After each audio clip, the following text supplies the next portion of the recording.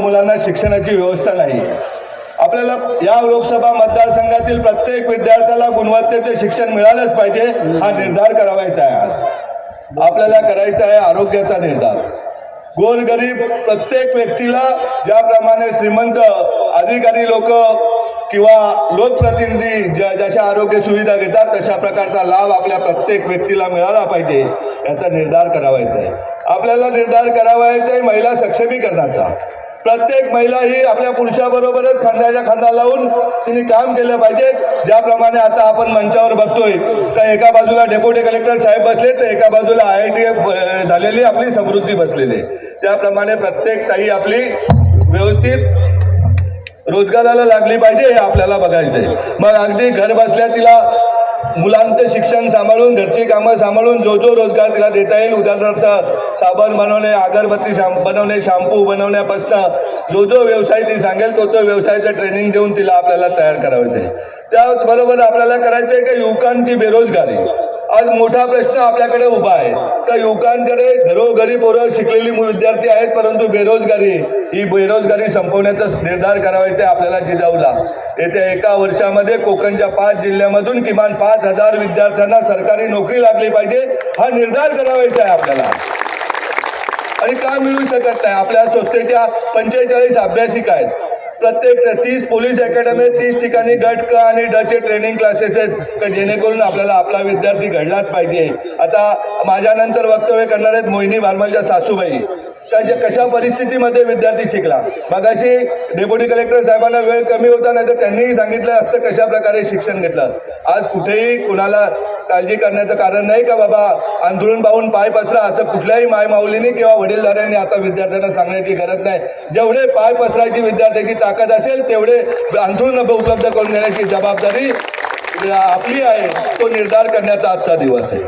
आज आपण पाहतोय महागाई प्रचंड वाढलेली आहे, ज्यांच्यावर आपण विश्वास ठेवतो ते आपल्या विश्वासाला तडा लावत आहेत। आज आपल्याला भिवंडी लोकसभाच का आपण निवडली? भिवंडी लोकसभेचा निर्धार मेळावा आयोजित केल्याबरोबर रत्नागिरीवरून फोन यायला लागले, रायगडातून फोन येत आहेत, ठाण्यामधून येत आहेत, कल्याणमधून येत आहेत, पालघरचा तर खूप आग्रह झालाय की आपल्याकडे निर्धार मेळावा झाला पाहिजे। का लोकांना असं वाटतं का आज आपल्याला पर्याय म्हणून जिजाऊकडे का लोक बघतायत? त्याला कारण आहे दादांनो, तायांनो, मायमाऊलींनो, का गेली 15 वर्ष एक शेतकऱ्याचा मुलगा, ST कंडक्टरचा मुलगा निलेश सांबरे आपल्याशी बोलतोय, त्यांनी 15 वर्षामध्ये ठरवलं की आपल्याला आपल्या भागाचा विकास करायचे, आपला विद्यार्थी शिकवायचे, शिकून त्याला चांगल्या प्रकारची नोकरी मिळाली पाहिजे। आणि या जिल्ह्यातील नव्हे तर कोकणाच्या 5 जिल्ह्यातील कुठलाही रुग्ण उपचाराशिवाय जगावता कामा नये। आणि या नुसत्या निवडणुकीपुरती येणारे आश्वास नाही तर ठोस काम करण्याचं काम आपली जिजाऊ करते का आपल्या संस्थेचं महाराष्ट्रात नव्हे देशातील कुठल्याही पक्षाचे रुग्णालय नसेल असं आपलं सशस्त्र रुग्णालय आहे, कुठल्याही संस्थेचं नसेल। संस्था असतात आपल्याकडे, आपल्या नावाने दुकान मांडून कोट्यावधी रुपये जमा करणारे, उद्या एखादं रुग्णालय करायचं झालं 10 कोटीचं तर त्याच्या नावाने 100 कोटी रुपये समाजाकडून वर्गण्या घेणारे आपण बघितलेले आहेत। परंतु जे कष्टाचे पैसे येतात त्या कष्टाच्या पैशाचा उपयोग हा माझ्या समाजाच्या आरोग्यासाठी झाला पाहिजे। अगदी NICU पासून तर कॅन्सर पर्यंत। आज येताना बाबांनी गंमत सांगितली का आज आपल्या हॉस्पिटलमध्ये 8 किलो वजनाची गाठ एका रुग्णाच्या पोटातून काढली, ती कॅन्सरची। त्याच्याबरोबर जे आले होते ते पार पळून गेले, फॉर्म भरले का उद्या हा रुग्ण मिळाला तर, पण परमेश्वर किंवा आपल्या सगळ्यांच्या आशीर्वादाने तो रुग्ण एकदम सुखरूप आहे। आज येताना दुसरी एक गोष्ट सांगितली, भिवंडी तालुक्यातल्या भारोडी गावचे एक नागरिक होते, आमच्याकडे एक ॲडव्होकेट मॅडम होत्या, त्या मॅडमचे सख्खे मामा 8-8.5 तास त्यांच्या ऑपरेशनचे लागले। दादांनो, आज लीलावती सांगा, बॉम्बे सांगा, टाटा सांगा, त्या सगळ्या हॉस्पिटलला ज्या सोयी सवलती आहेत त्या आपल्या जिजाऊच्या रुग्णालयामध्ये आहेत आणि त्या रुग्णालयाचा लाभ आपल्याला आम्हाला सर्वांना घ्यायचा। आणि या सर्व सोयी कष्टानं आलेल्या पैशातूनच होत असतात, नाहीतर आपल्याकडे भिवंडी लोकसभा क्षेत्रात सांगायचं गेलं तर कुठलाही महोत्सव असो, कुठलाही कार्यक्रम असो, कुठलाही समाजाचा कार्यक्रम असो, त्याच्या नावाने कुठेतरी गोडाऊनमधून दादागिरी करून पैसे घेतले जातात। कुठल्या तरी पुढाऱ्याचा फोटो लावण्यासाठी तो मोठ्या प्रमाणात खंडण्या वसूल करून त्या मंडळाला देत असतो। तशा प्रकारची आपली जिजाऊ नाही, जिचं नावच जिजाऊ, जिने वास्तव्य या शहापुरात केलेलं आहे, त्या जिजाऊच्या कुठेही अंगाला डाग लागणार नाही, ही जबाबदारी आपली आहे। आज आपल्याला निर्धार करायचा आहे। मला खूपसे लोक प्रत्येक तालुक्यामध्ये मिटिंग घेत असताना भिवंडी लोकसभा क्षेत्रात सांगतात आपण निवडणुकीला उभे राहायला पाहिजे, आपण निवडणुकीला उभे राहिले पाहिजे। त्याच गोष्टीचा आज विवंचना करण्यासाठी मी आपल्यासमोर उभा आहे.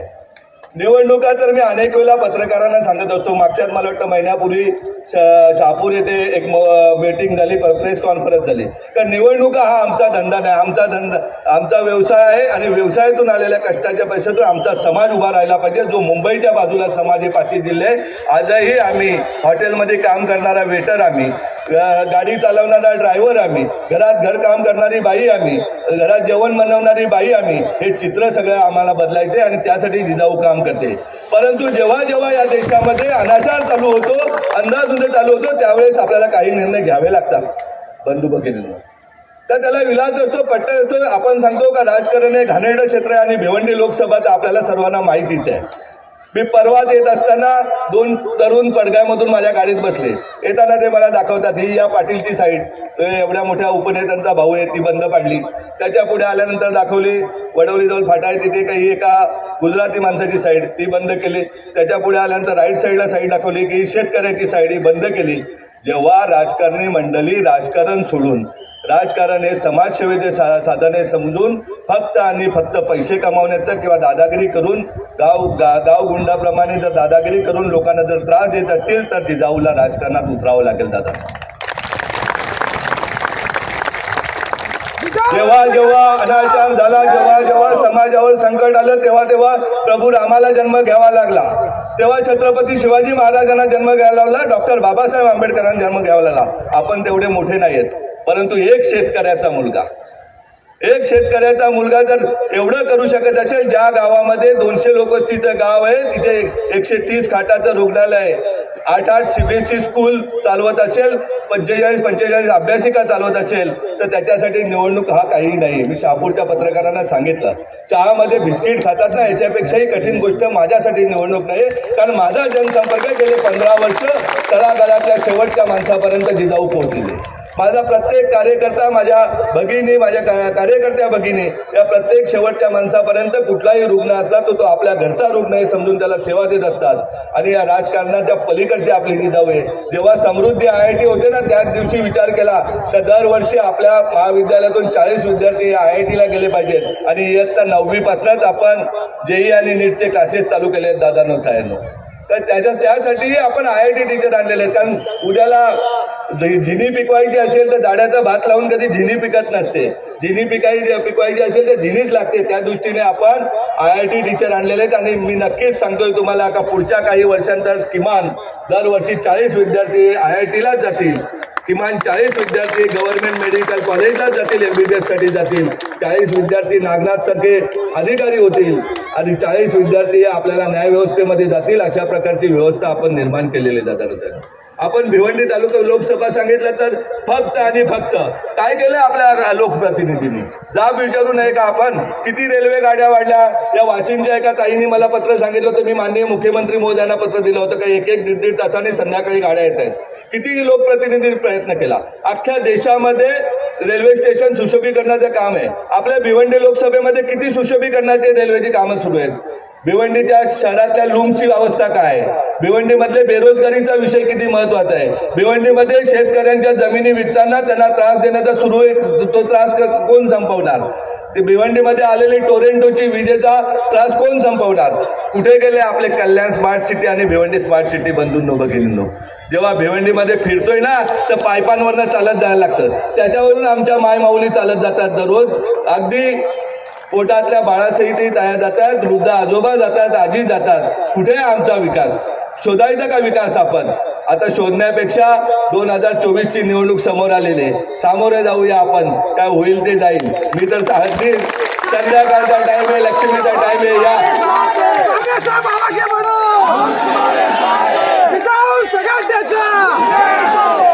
तुम साथ है इसलिए मैं बोल रहा हूँ. मला माहिती आहे माझ्याबरोबर या मायमाऊलींचा आशीर्वाद आहे, त्याचबरोबर सर्व धर्मगुरू. कारण जिजाऊ काय कुठली जात एक जात मात नाही, सर्व जातीपाती पलीकडे एक माणूस म्हणून काम करायला लागताना सर्वच धर्मगुरू आज आपल्याकडे आणि सर्वांचा आशीर्वाद आपल्याला आहे. त्यामुळे हा शब्द आपल्या डायरीत नाहीच आहे. मी आजही सांगतो, मी 2-3 प्रेस कॉन्फरन्स सांगितलं, ज्या दिवशी निवडणुकीला निलेश सांबरे फॉर्म भरेल त्या दिवशी 5 लाख मतांनी निवडून येईल, एवढं तुम्हाला 100% सांगतो. कारण निवडणूक काय माझ्या मुलांना खंडण्या वसूल करण्यासाठी मी निवडणूक नाही लढणार. निवडणूक काय मी कुठल्या गोडाऊनवाल्याला सांगून मला टीव्ही पाठवून दे, मला फ्रीज पाठवून दे, तुझी तेव्हा शेतकऱ्याची जमीन विकायची तिथे दादागिरी करून नाही विकणार. निवडणूक ही डॉक्टर बाबासाहेब आंबेडकरांना अभिप्रेत असलेली लोकशाही देण्यासाठीच मी निवडणूक लढणार. अगदी 100% सांगतोय, संध्याकाळचा टाइम आहे. राजकारणाचं दुकान बंद करण्यासाठी मी निवडणूक लढणार आहे. जेव्हा जेव्हा राक्षस अवतरतात तेव्हा तेव्हा प्रभू रामाला जन्म घ्यावा लागतो. आणि आताच आपण प्रभू रामाच्या मंदिराचं उद्घाटन बघितलेलं, त्यामुळे आता आपणही विचार करूया. ही दहशत थांबवायची तर कोणाच्या तरी घरी शिवाजी जन्माला आलाच पाहिजे. त्याचा आपण बघतोय अनेक शिवाजींना आपण शिवाजी समजून त्यांच्या मागे लागतो आणि निवडणुकीच्या 4-8 दिवस अगोदर ते कुठेतरी गायब होतात, ते आपल्याला दिसतच नाही. हे सगळं बंद करायचे असेल तर तुम्हाला सांगतोय ताठ मानेने. राजकीय पक्ष हे सर्वच चांगले असतात, त्यांच्या घटना चांगल्या असतात, त्यांचे विचार चांगले असतात, परंतु एखाद्या व्यक्तीचं वृत्तीच वाईट असते की ती कुठेही गंगेच्या पाण्यात जरी धुतली तरी तिला पैसा करप्शन आहे की करप्शन अगदी 10 लाखाच्या कामापासून शेतकऱ्यांच्या जमिनीपर्यंत, गोडाऊनवाल्यांच्या धंद्यापर्यंत, छोट्या छोट्या कामामध्ये कुठून पैसा मिळेल असं होतंय. त्यावेळेस आपल्याला राजकारणात पडावं लागेल दादांनो. आणि पडून आपल्याला काय राजकारण असते, काय सत्ता असते, जी बाबासाहेबांना अभिप्रेत असलेली सत्ता, शिवराज्य, रामराज्य आपल्याला आणण्यासाठी आपल्याला आम्हाला एकत्रितपणे काम करायचे. त्यासाठी मी एकटा लढू शकत नाही. मी तर सांगतोय माझा प्रत्येक मतदार, प्रत्येक कार्यकर्ता हा खासदार असेल, त्यामुळे तुम्हालाही कामाला लागायचे दादा. जर मी स्वतःच्या कष्टाच्या पैशाच्या कमाईतून जर माझं स्वप्न आहे का कोकणच्या 5 जिल्ह्यामध्ये रुग्णालय उभी करायची, प्रत्येक तालुक्यामध्ये एक सीबीएसई स्कूल करायची, अगदी भिवंडी लोकसभा क्षेत्रामध्ये 10 सीबीएसई आपल्याला उभा करायचे, आता 2 आहेत, आणखीन 8 आपल्याला उभ्या करायचे. गरिबांची मुलंही चांगल्या प्रकारे शिकली पाहिजेत, त्यांनीही स्वप्न पाहिली पाहिजेत आणि त्यांच्या स्वप्न पूर्ततेसाठी आपण लढलो पाहिजे. तर तुम्ही ही साथ दिली पाहिजे. तुम्ही जर साथ दिली तरच मला निवडणूक शक्य आहे. तुम्ही सर्वांनी नुसत्या काय आमच्या मंचावरील मंडळींचे आशीर्वाद आणि मी माझी बडबड याच्यावर नाही, महत्वाची गरज आहे तुमची. तुम्ही जर तना मनाने माझ्या बरोबर राहिले, आपल्याला धनाची गरज नाही कारण आपण त्या धनाच्या विरोधात आहोत. त्यामुळे तना मनाने तुम्ही बरोबर राहिले, पूर्ण ताकदीनिशी ज्याप्रमाणे आजचा कार्यक्रम तुम्ही सक्सेस केला त्याप्रमाणे प्रत्येकाने विचार केला पाहिजे का मला खासदार व्हायचं. प्रत्येकाने ठरवलं, प्रत्येक ताईने ठरवलं, प्रत्येक दादाने ठरवलं, तर मला वाटत नाही कुठलीही गोष्ट अशक्य आहे. सर्व पक्ष चांगले, ज्या पक्षाला आपले विचार पटतील का राजकारण हा व्यवसाय न होता सामाजिक काम आहे आणि समाजाला साथ दिली पाहिजे. जो पक्ष आपल्याला तिकीट देईल त्याचा आपण तिकीट घेऊ.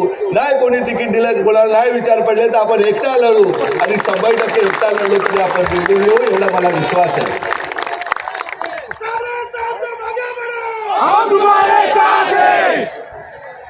आप साथ में रहेंगे तो हम आगे जाएंगे और आपको ही साथ में लेके जाएंगे, इतना शब्द आपको देता हूँ. उशीर खूप झालेला आहे. आपल्याला महापती साहेबांना ऐकायचे आणि मोहिनी बारमलच्या सासूबाईंचं पण ऐकायचं, आणखीन 2-3 विद्यार्थ्यांचे विचार ऐकायचे. म्हणून मी आता थांबतोय. पुढे 10 ते 12 दिवसामध्ये आपण पालघर लोकसभेचा एक मेळावा घेणार आहे. त्यानंतर बघूया कल्याण आणि ठाणा आणि शेवटचा मेळावा आचारसंहितेच्या अगोदर आपला रत्नागिरी असेल. ज्या वेळेस अनित्य माजेल त्या वेळेस आपल्याला आम्हाला प्रत्येकाला घराघरामध्ये शिवाजी जन्माला घालावं लागेल, जिजाऊ जन्माला घालावं लागेल, एवढं सांगतो आणि मी थांबतो. जय हिंद, जय महाराष्ट्र.